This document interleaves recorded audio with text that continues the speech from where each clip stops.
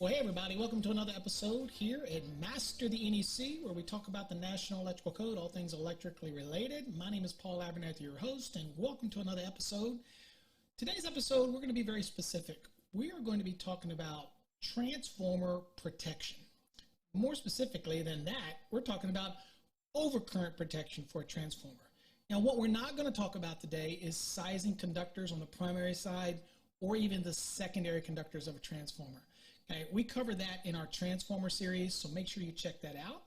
It's an extensive 6 or 7 part series that's available over on our YouTube channel. Just go to the calculations playlist over on the youtube.com/master the NEC.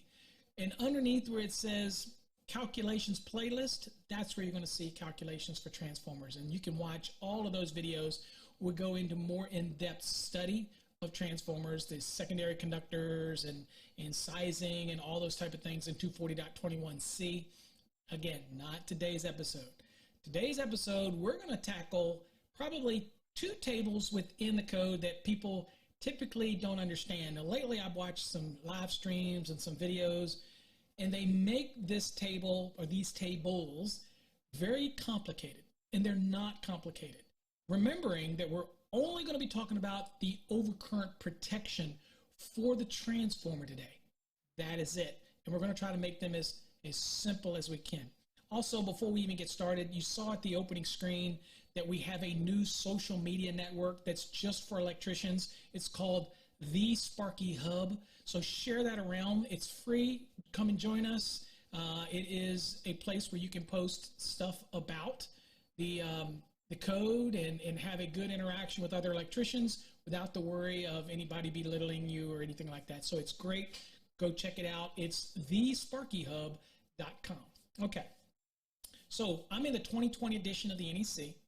That's where we're focused today. But I will tell you, if you're in the 2017 edition, don't go nowhere, because nothing in here changed that would be not germane to our topic today. So you can stay right here and learn the code as well.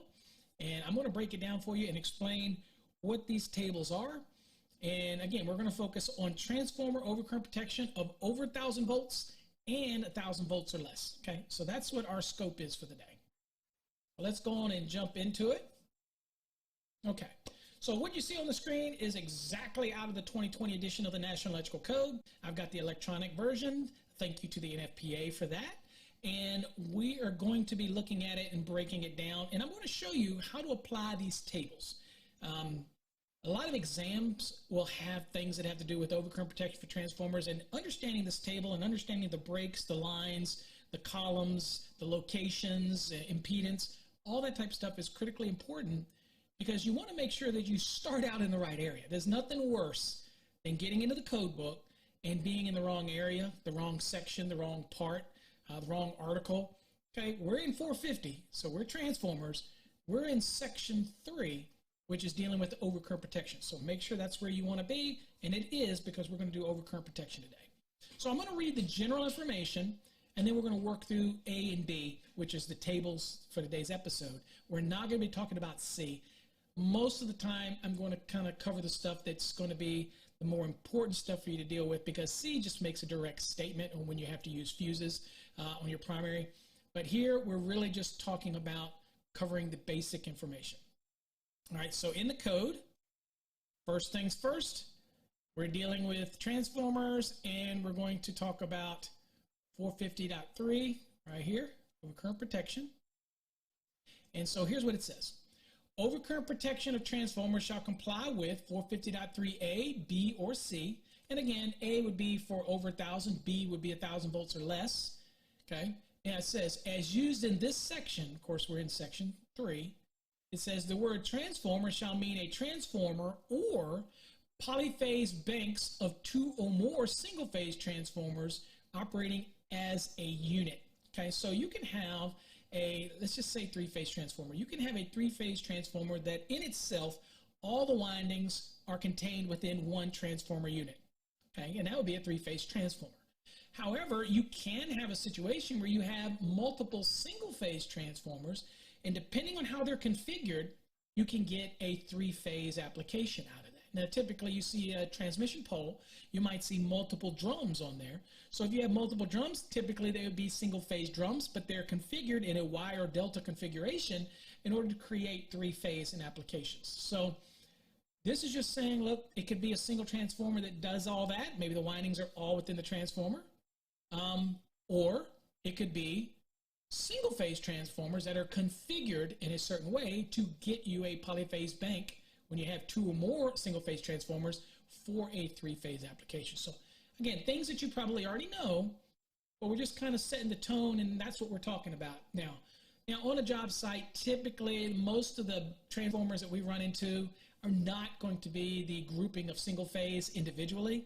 They're going to be a transformer with all within the same transformer housing. Okay, that's probably the most of what we deal with. But just so you know, it could be consistent of multiple single phase transformers configured in a certain way to create a 3-phase or 2-phase apps. So, all right, so remember, we're also not going to talk about conductor sizing.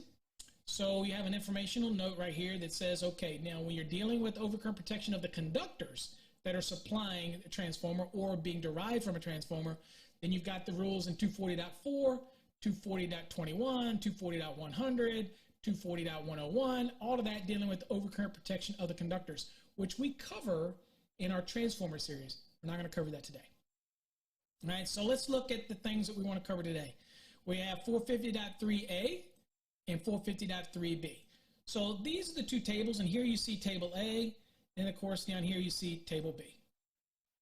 Very few electricians probably work very much with 450.3a. Now, if you're an industrial electrician, you're working with things like 4160, things like that, then obviously that's over 1,000 volts, then you're going to use this table. But the majority of the people probably going to be in 450.3b rather than A. But we have to cover A because you could run into that situation. So I'm going to give you a scenario, and we'll kind of work through it. Stop what you're doing. You're watching the free videos, but you want to get more. This content is abbreviated. The full content is only available to our exclusive members over in our general and our VIP section. In there, you also get access to videos where we analyze the National Electrical Code, the 2020 edition. You get some exclusive videos that we put together that are only available for you, the exclusive member. But also, every Wednesday night, we have live streams. And those live streams allow you to ask me questions, be engaged about the NEC, bring your questions to the table. But if you're learning to prepare for an exam, you get access to 2 hours on Wednesday nights where we talk about the National Electrical Code. Again, it's only available to those exclusive members who join our general membership and our VIP membership. So if you want more information on how to become a monthly subscriber, then down below where you see the word join, click it and join us, and we'll see you in next class.